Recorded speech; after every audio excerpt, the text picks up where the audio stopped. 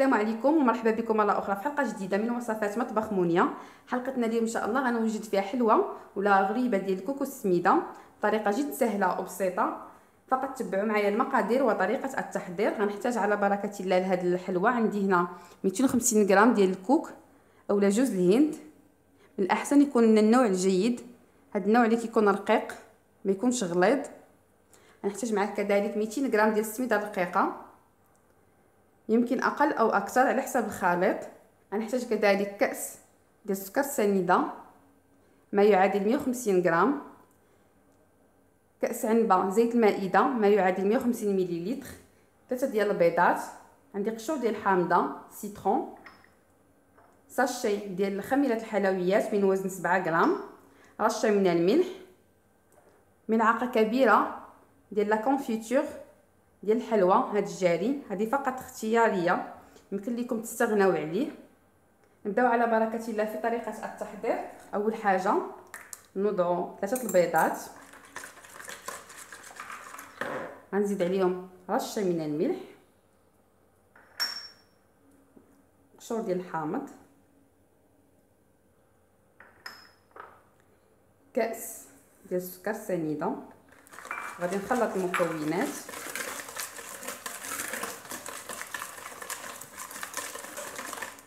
من بعد غادي نزيد عليهم الزيت،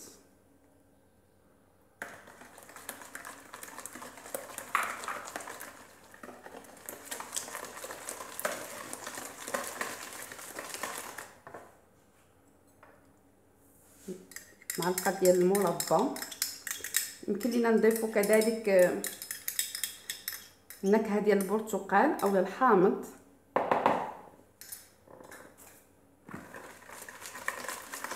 غادي نخلط بهذا الشكل. دابا غنبدا نزيد الكوك اولا جوز الهند بالتدريج.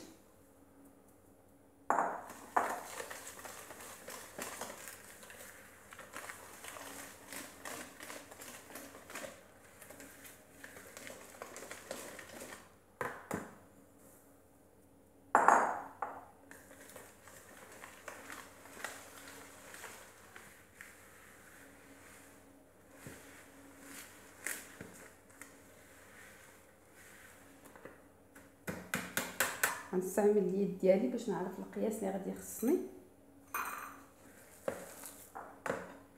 غنكمل الكميه ديال الكوك اللي عندي.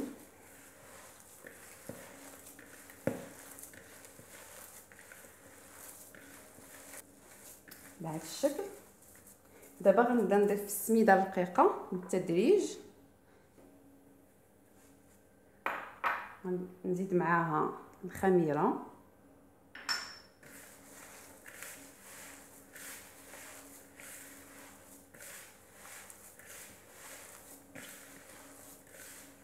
غادا نخلي الخليط ديالي يرتاح واحد المده ديال 15 دقيقه ونتلاقاو من بعد باش نشكلوا منه كويرات. من بعد ما كنخلو العجين ديالنا كيرتاح فهو كيشرب واحد شويه، الكوكو السميده كيشربوا لينا السوائل، كيجي بهذا الشكل هذا. كنقدروا نشكلوا منه كويرات. غنحتاج كذلك سكر كلاصي، من الاحسن يكون النوع الجيد سبيسيال، كيجي مزيان في الغريبه. غنحتاجوا كذلك اللاطافات غادي نطيبوها. فرشت فيها البابي كويسون، من الاحسن نفرشوا فيها البابي كويسون، هكذا كنكونوا متاكدين ان الغريبه ديالنا ما غاديش تلصق. نبداو على بركه الله نشكلوا في الكويرات ديالنا. هي ما كتلصقش في الايد، الا بانت لكم كتلصق شويه يمكن لكم تجيبوا القليل من الماء الزهر توضعوا فيه الاصابع ديالكم بهذا الشكل هذا. نشكلوا الكويرات يكونوا في هذا الحجم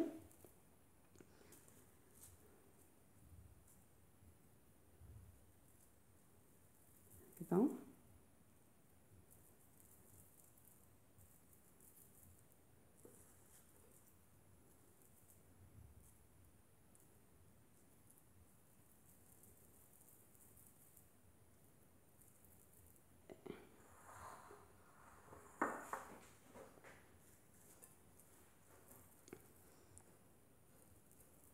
هكذا. نبقى انا نشكل الكويرات ونضيعها في السكر كلاصي حتى نكمل واحد الكميه.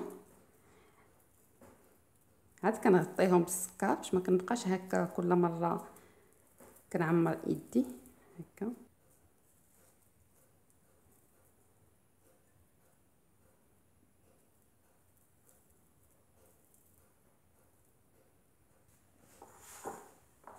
من بعد كندوزهم كاملين في السكر كلاصي بهذا الشكل هذا هكذا.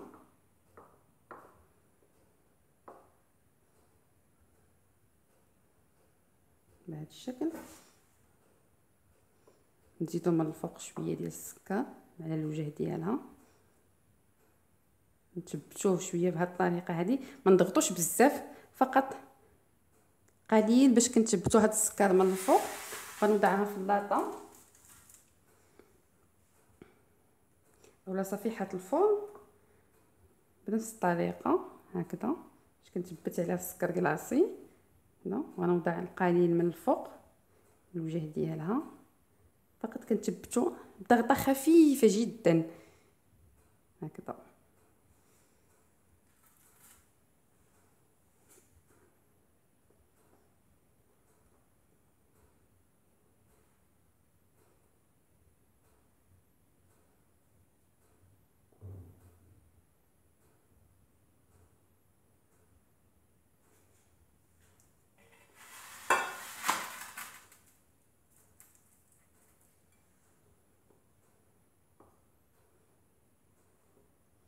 هكذا وغنبقى مستمره بنفس الطريقه حتى كنكمل الكميه اللي عندي ديال العجين.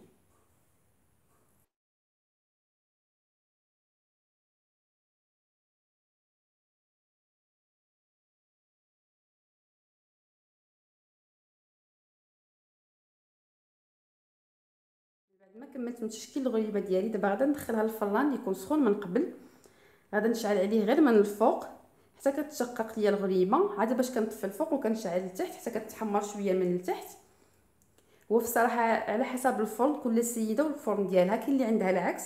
مي اهم حاجه ان في الاول العافيه تكون من فوق الغريبه حتى كتشقق، عاد باش كنديروا لها العافيه من التحت.